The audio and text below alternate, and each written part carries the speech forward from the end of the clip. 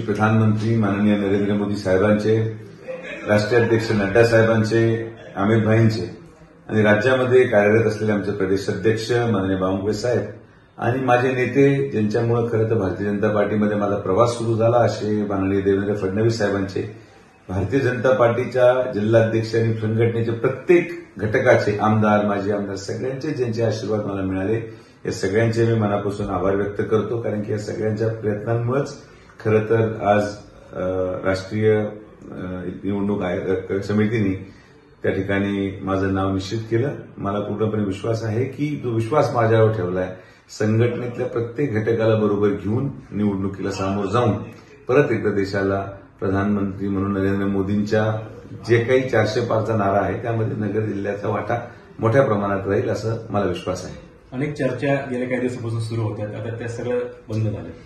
चर्चा म्हणण्यापेक्षा पक्षामध्ये इच्छा व्यक्त करणं हे प्रत्येकाला अधिकार आहे. हा एक लोकतांत्रिक पक्ष आहे.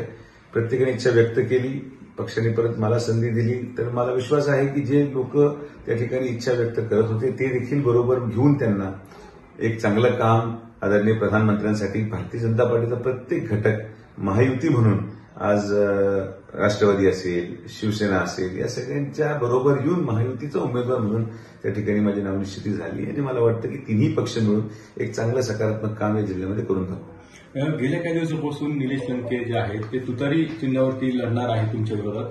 कुठेतरी प्रवेश यांचा लवकरच होईल असं देखील बोललं जाते. म्हणजे ही थेट लढत होऊ शकते. नाही, त्यांचा विषय, त्यांना काय निर्णय घ्यायचा तो त्यांचा व्यक्तिगत प्रश्न आहे. त्यावर मी काही टीका टिप्पणी करणार नाही. त्यांनी निवडणूक किंवा कोणी जरी निवडणूक लढवली तरी आमचा मुद्दा हा विकासाचा राहणार आहे.